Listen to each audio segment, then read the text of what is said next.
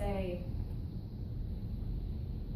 statute prohibiting someone from participating in a decision in which they have an economic interest isn't a personal attack on anyone in particular.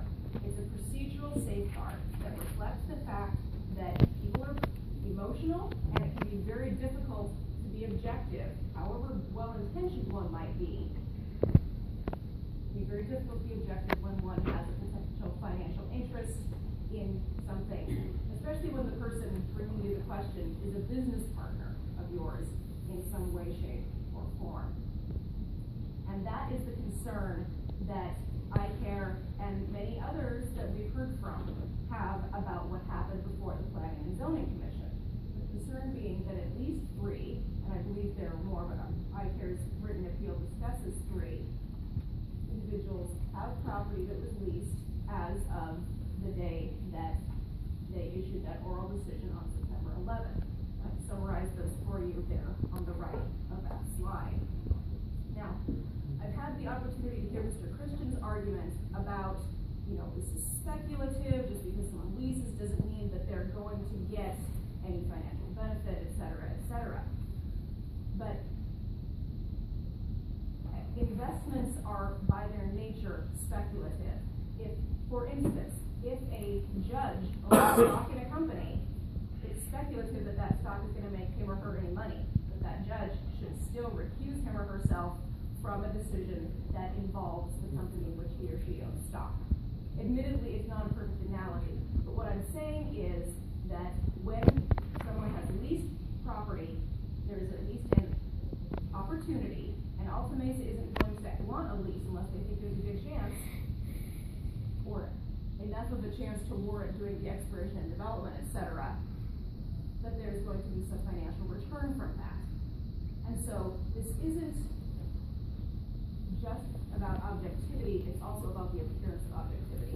And actually, let's go to the next slide while I talk about this, because as I'm sure I do not need to tell you 3 gentlemen, and you can go ahead and scroll to the next slide too. You know what, back up a couple more and I'll explain what this is. Oh, one more forward.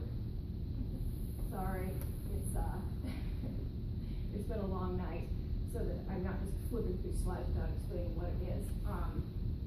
This is a printout of an email that iCare's executive director sent to the administrator asking that these documents be included in the record for your consideration. And that's why I've reproduced this email here. These small icons that you can see on the side reflect documents that were submitted to the administrator via that email, and they are properly part of the record. I imagine that you 3 probably will need to look at them because they consist of leases that have been, that involve you or business entities in which you're involved.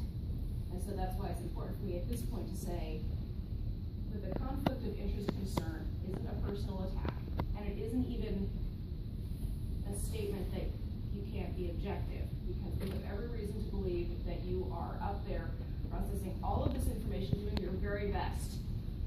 But it's also about the appearance of objectivity. Your constituents elect you and they trust you. And if there's a question floating around out there about, well, they have a potential shock from this, well-founded or not, people get concerned. And it's important, as reflected in that statute, to maintain that appearance of objectivity, even if there isn't necessarily a big problem. This is why iCare urges you to, instead of either affirming this decision or flat out instead of affirming this decision, to send it back essentially to the Planning and Zoning Commission. And I don't know if that would mean denying it and saying, sorry, Alta Mesa, try again, or turning around and saying, look, Planning and Zoning, you got some things wrong, you need to go back and do it. But sending this issue back to Planning and Zoning to let them reconsider this decision with better and more information would solve a lot of problems, including concerns about the conflict of interest issue. And when I say that, I mean that when it goes back to Planning and Zoning, the commissioners who have leased just shouldn't take part in the decision. That's not an admission of anything bad on their part. That is just them saying, we recognize you guys are concerned, so we're not going to touch this one. And that is one thing that would need to happen the second time around. And now if you go forward. Next one. other things that the planning and zoning would need to do on the second time around would be to reconsider its evaluation of the factors that are before it under Payette County Planning and Zoning Code. And the reason that I say it needs to go back to them is because there was a lot of incomplete information in the application itself. There were blank pages. At the, if I get the noun incorrect, I apologize, I'm sure Altamesa will correct me, at the committee meeting, they looked at some of the technical stuff. A lot of times the county engineer had to refer to Altamesa to explain what the specifics of the proposal were.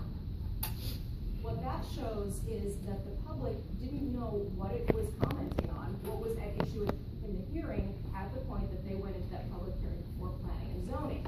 Now, an idea can be good or it can be bad, but it's unfair to expect the public to make a full, informed, and fair presentation for or against something if they don't even know what's being approved. I've heard lots of questions about, well, how are we going to handle safety in this regard or that regard? And some of the more specific concerns are described in the written version of ICARE's appeal. But the point is, the public can't help planning and zoning do its job, and they can't help you do your job by presenting you with well-informed concerns or relevant articles or opinions from relevant experts if they don't know what's going on. And there was an awful lot in that application that was blank or not explained, and that's a problem. Now, this slide up here, again, is an email that was sent by ICARE's executive director to the administrator saying these documents need to be considered by the commissioners. And again, the documents themselves aren't in this PowerPoint because they've already been sent to the commissioner, but I wanted established on the record that these documents were submitted. This one actually is a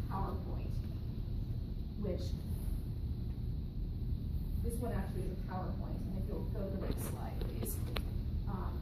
PowerPoint presented was a medical perspective on oil and gas development by Dr. Anna Epstein. It's very clear. It explains a lot of the issues and concerns. It's from a medical doctor, and it's based on studies. I think that you will find it very illuminating. Next slide, please.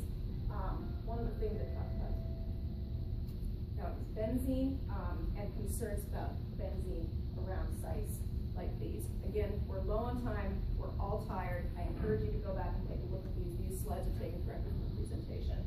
You go on to the next one, and the next one. Again, an email from Executive Director to the administrator with articles. Oh, that's the profile on benzene and how dangerous it is. Again, something you should look into. That's one on the right. You scroll ahead again, and there we go.